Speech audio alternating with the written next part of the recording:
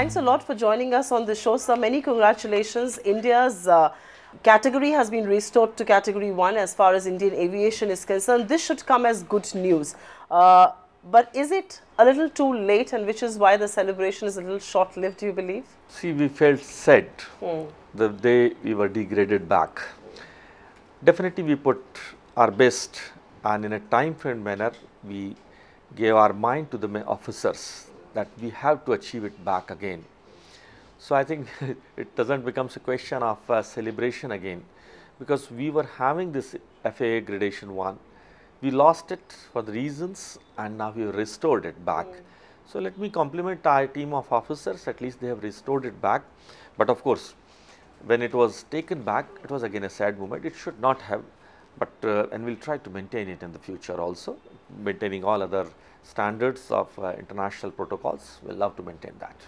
You know, one of the reasons why we were downgraded was because of lack of trained officials and full-time flight operations inspectors. Have those things been taken care of? Because many people were shocked that we were downgraded to levels even below our neighboring country like Pakistan. Is that something that has been taken care of at the regulators level? See, whatever observations of those FAA, and definitely this was one of the issues.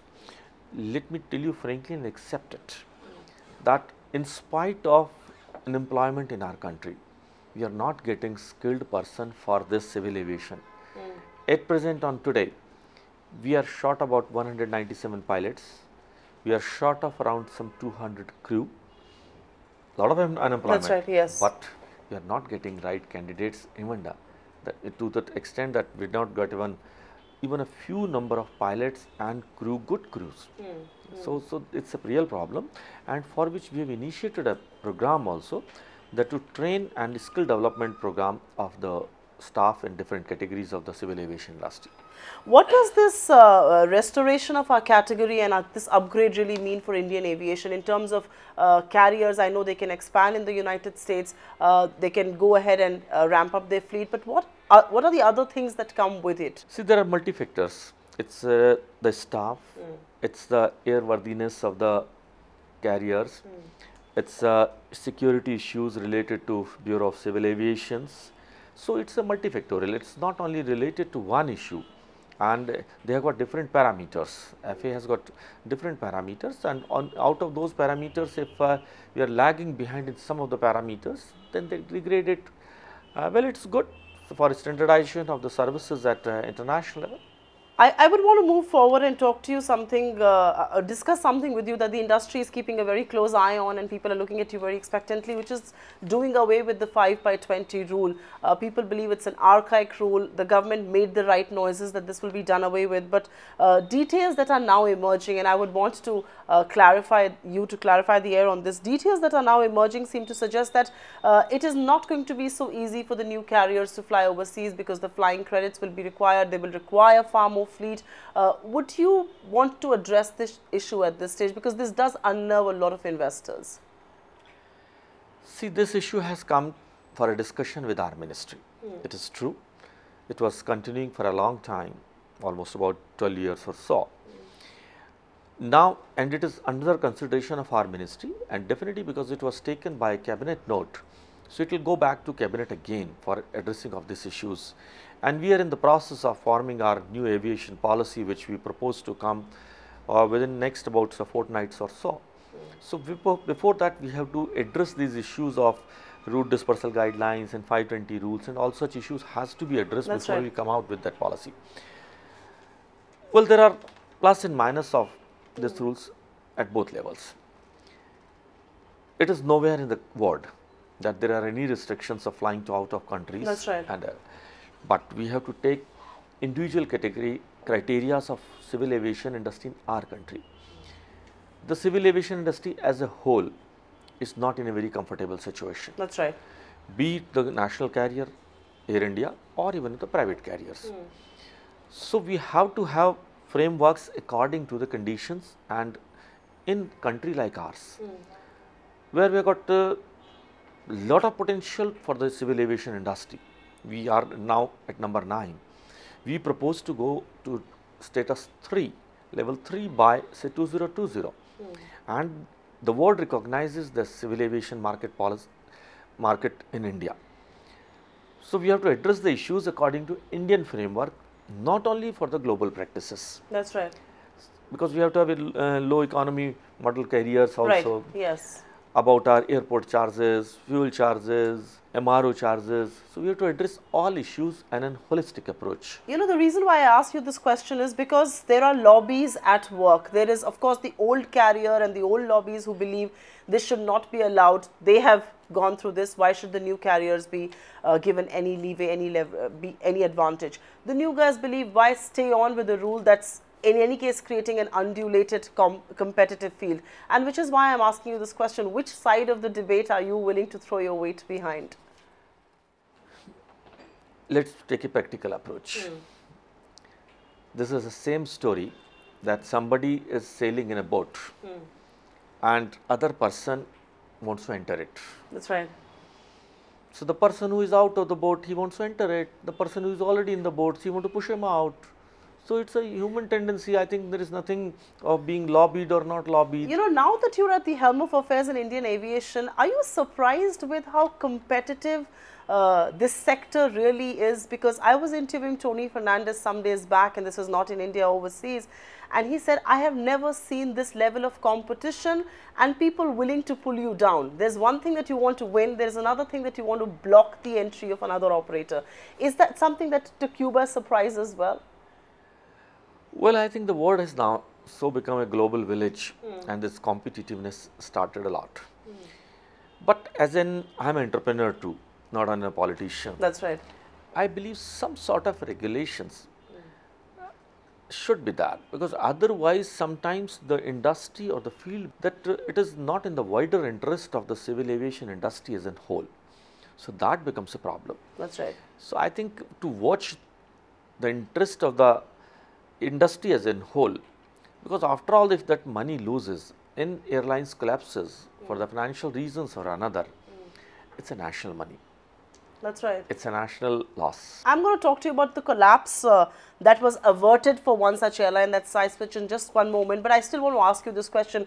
So then are you here suggesting that these charges of too much competition, charges of being blocked are perhaps unnecessary, unfounded for fears? I'll say in the word that in a market there should be healthy competition, but it should not be a predator and cutthroat competition. I think right words I have used for that. Fair point indeed. Let me just come to SpiceJet, sir. This was a crisis in the making. We did see Kingfisher go down under, but this was a crisis that was averted. The airline is now with its new owners. Are you so far satisfied with this? Because some amount of regulatory upheaval does remain for SpiceJet to tide over. But are you by and large satisfied with what's really happened with the airline, and what more do you expect Ajay Singh and his team to do? See, I am here as a civil aviation minister. That's right. But it's an airline in your sector. Yes, you rightly said. I am not interested in anybody individual as an operator, but in the wider interest of civil aviation industry and the market. We don't want this market should suffer a loss or it should get a bad name. Wider interest of the civil aviation industry, my vision will be that all should survive. If with some relief, some help of the government or any other, if the industry survives, we will be happy. But it cannot be individualized effort for anybody individual. For an industry, we will love to extend some helps, and of course the ministry will not go beyond that. Just to talk about consumers, I'm sure as the aviation minister, you would want more and more people to fly in India, move away from the buses and the trains. The question though is that there is always this issue about airfares, which are very steep, last minute hikes happen. There was a proposal to cap airfares. Is that something that's on your radar right now? Because this is a pro-consumer move of sorts. See, now we are following open sky policy. That's right. Nowhere there is a capping on this airfares. But if you talk to me as an individual, I am for it, because we have to define policies according to countries' traditions, countries' other situations. That's right. I feel in individual that this predating price of very low end at 500 rupees and some 25,000 rupees, I think this should not be permitted. Some regulation. I don't say it should be totally regulated or a government declares the price for anything. Let the market forces decide the price. But I feel that some sort of regulation should be there, because we have to address so many issues. We are a lower middle class and poor families also. That's right. If end of the day, suppose somebody's mother falls sick and he has to purchase a ticket for 25,000 or 30,000 rupees. That's not possible. So I think some regulation on a base price should be there. And that is also, at the same time, even if a single seat loses in any of the air carriers, it is a perishable commodity. That's right, yes. And if it is perishable, then who is going to bear that loss of that? It's a national loss. True. It's a human loss. It's a country's loss. So I think this issue has to be addressed in the same perspective. So is this under your active consideration? Should I presume this, that some amount of capping both at the low and at the high end of the spectrum for airfares? Is that something that's on your radar? I have thrown this mind, but there has been no official discussion on this, because this will again be a discussion in ministry level, then at cabinet level, then only we. But as an individual, I feel that there should be some capping. But in the wider interest of the aviation industry, we have to follow the international guidelines and of course the discussion with other stakeholders. But do you believe one of the prices that Indian aviation has paid for is cutthroat competition and the predatory pricing that we see, that we did see, without naming any particular airline? Just to quote an example, SpiceJet, before it was almost going through that crisis, the 500 rupee fares did not augur so well. Is that something that you will warn aviation players against? Yes. I am for it, that I propose to invite all other stakeholders and airlines people and discuss with them. They face the music. They were doing good, but because of this they face the music. So I think this is not the way of business. Which are the other demands that you would be willing to listen to as far as the industry is concerned? They believe their cost of operations is very high, aviation turbine fuel laden with taxes at the state level. It's all good, in good faith, to tell states to reduce taxes, but no state would want to let go of that revenue. What are the other lifelines that could be extended to Indian aviation at this stage? Because we live in a very constricted environment. Our fiscal house is also not in such great order. There are going to be compulsory pressures. What else can the ministry do from that point of view? See, making it as a competitive market, and the industry as a whole should survive. The issues of higher airport charges, issues of ATF cost, issues of MRO business, they have been brought to our knowledge. Definitely we are discussing with that a conducive atmosphere should be provided to airlines operators. Of course, we have to keep a balance between the fiscal and the available funds and all those things, the market funds also. That's right. So we have to keep a balance between the two of them, and then only we can address this. There was some amount of nervousness in the markets a couple of days back, and I'm just throwing this question to you. The whole thing about low cost, no frills airports, is there some move to bar operators who've already been a part of airport development from going any further? Because that nervousness was there in the market. There was some amount of rumor on that front. Well, when we had to be proposed, at present we have around some 132 airports or so, out of which about 30-40 are in a non-operating status. True. And when we want to take it to grade 2, tier 2 or tier 3 cities, definitely we have to make it cost effective. So this is under active consideration when we propose to take down this number of airports to almost about 300 or so. At the same time, we will not like all these airports to like as a defunct. So definitely we will work on a model which could be a win-win situation for the stakeholders as well as the operators and the government also. Will you have special provisions for private sector participation in this? Will you like only a certain kind of companies to bid for these airports? We have initiated a process. That already about 4 airports we propose to go with the PPP mode. That's right. And we extended the date also for that purpose.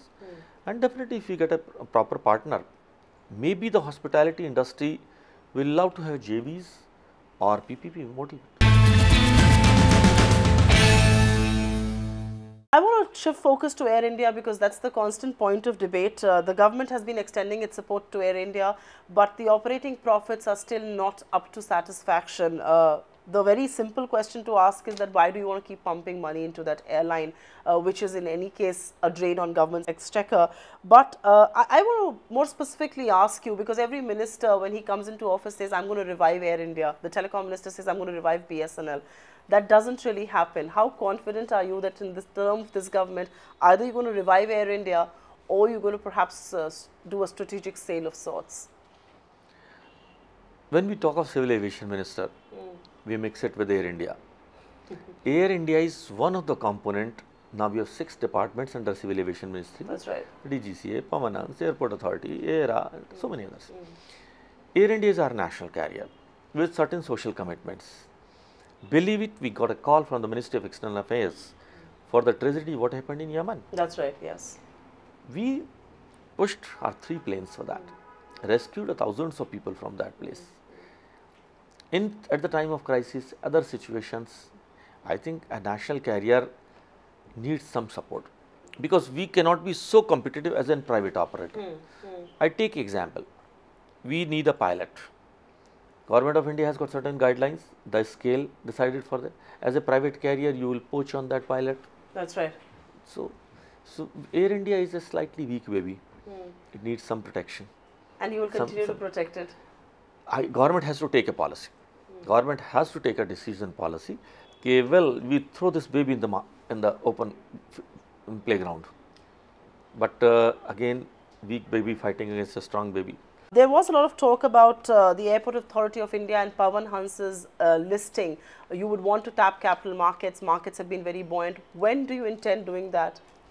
It is under strong consideration, and with the financial experts' advice, at the right time, we'll go ahead with this. And will the right time be this financial year itself? See, again, the advisor, financial advisor will be the right person, me and you not.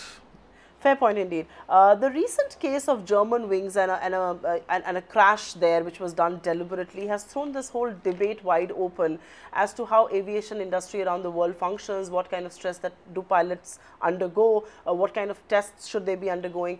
Is that on the radar of aviation ministry as well? Are you looking at doing any kinds of psychometric analysis of your crew or of your pilots at this stage? Because these are human lives that they're after all dealing with.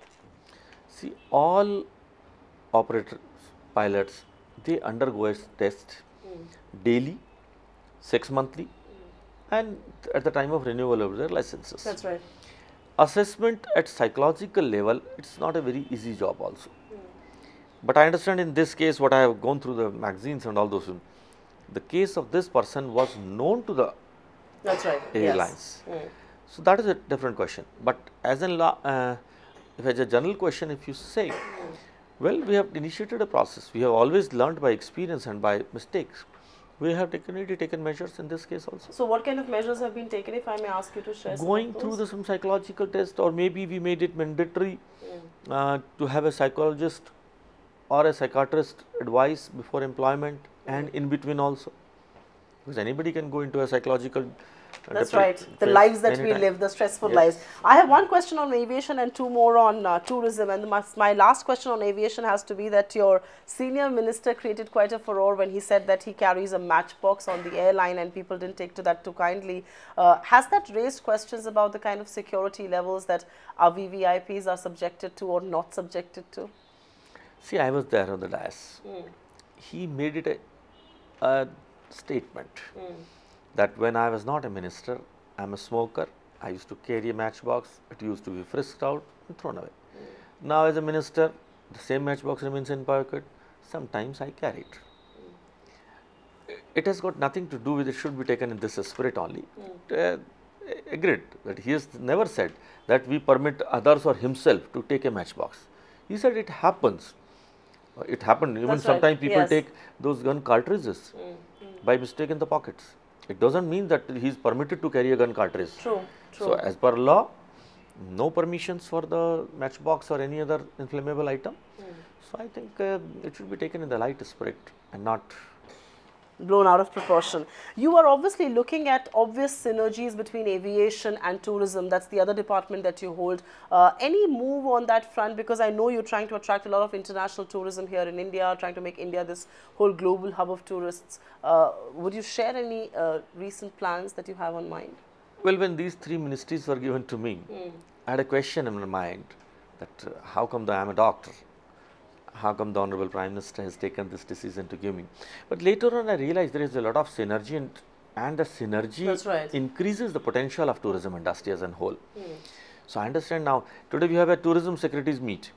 We said, okay, tourism secretary is fine, but anything related to culture or civilization, please let me know. That's right, yes. Because they are all complementary to each other.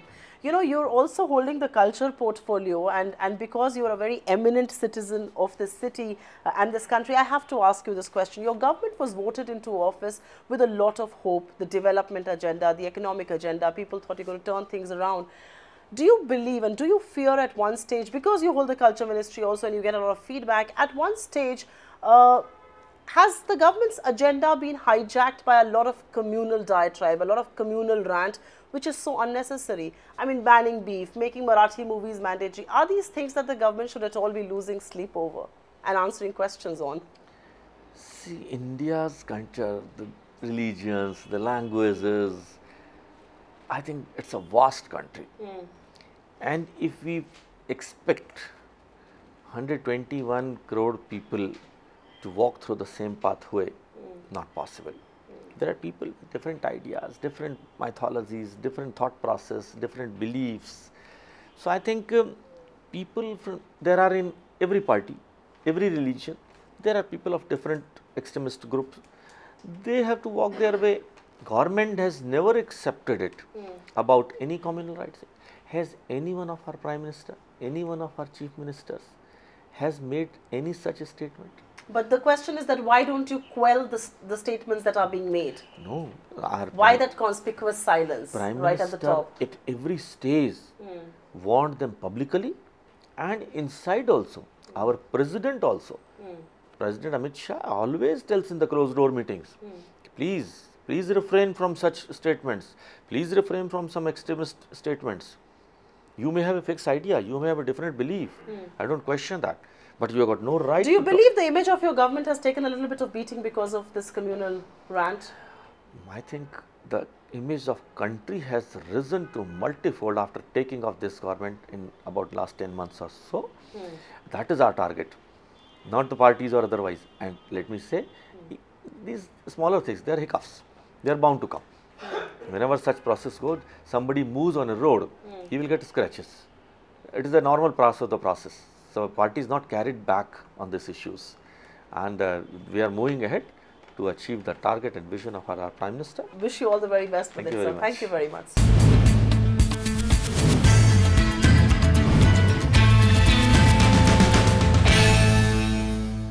Find us on Facebook at facebook.com/etnow and don't forget to click the like button. You can also follow us on Twitter at etnowlive. To stay updated with all our programming, hit the subscribe button on our YouTube channel by logging on to youtube.com/user/etnow.